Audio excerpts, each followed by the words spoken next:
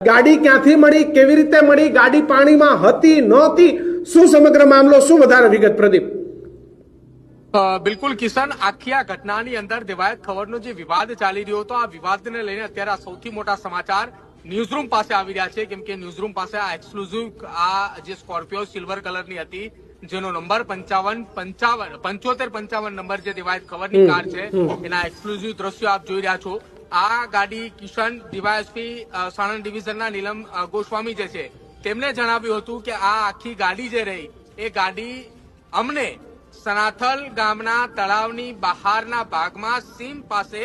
એ અવાવરૂ જગ્યા ઉપર મળી આવી હતી. જો કે એફએસએલની ટીમ અને સાથે જ પ્રાથમિક તપાસની અંદર જે પોલીસે ગાડીના દરવાજાઓ ખોલ્યા, અંદર તપાસ કરી ત્યારે તેમને ખ્યાલ આવી ચુક્યો હતો આ ગાડી અહીંયા એ આજના દિવસ દરમિયાન જ કોઈ વ્યક્તિ દ્વારા જે છે તે અહીંયા પાણીની બહાર કાઢીને મૂકવા